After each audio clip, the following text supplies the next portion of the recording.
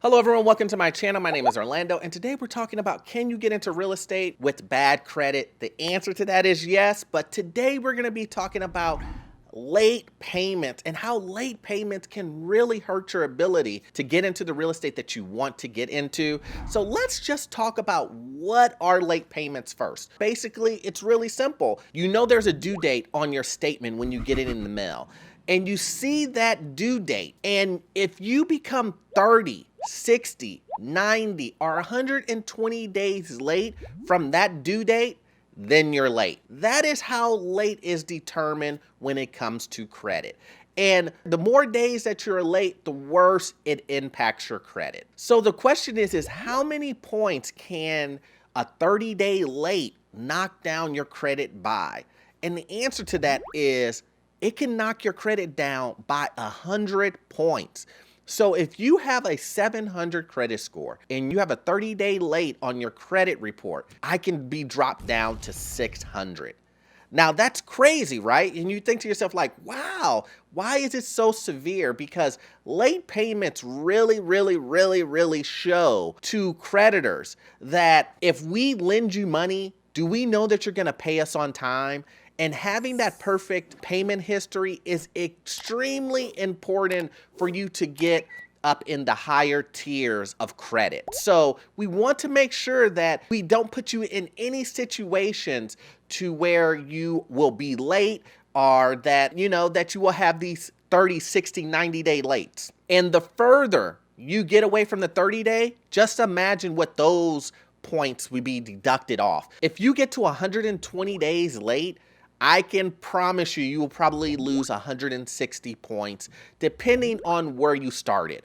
Now, I doubt you will lose 160 points if you were late and you already have lates associated to your credit history. But if you have almost perfect credit and you get 120-day late, it's gonna really damage your credit. So another question is, when do late payments fall off of your credit?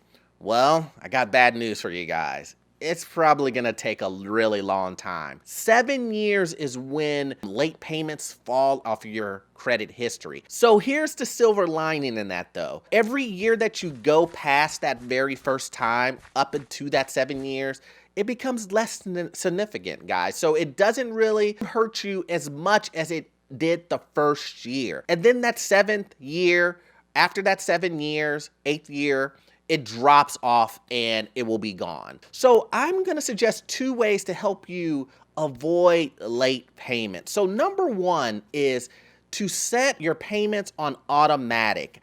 I know, not a lot of people like automatic payments just being deducted from their account, but I'm saying this if you are a person who has a very hard time keeping track of payments, this will help you avoid those late payments that will happen by mistake and you're just like, man, why? I didn't mean to make that payment. Because I will promise you guys, if you go to a creditor and you say you made a mistake, you're gonna have a hard time, a very hard time trying to get them to erase the 30-day late.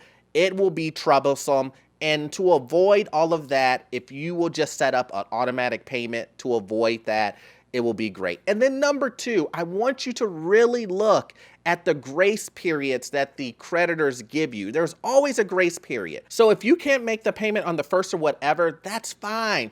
Some creditors will give you 16 days after the 1st to make that payment. So before they call it late or whatever. So you want to make sure that you look at all of these avenues. And once again, it's better to look at it now than to look at it later when you have a 30-day or a 60-day late and trying to get a creditor to get that off of your credit. It's gonna be an uphill battle, guys. So once again, if you got value out of this content, please watch this next video, right? Watch this next video. It will help you get into your first rental property. These lessons are so important, guys, and I will see you on the next one. Thanks.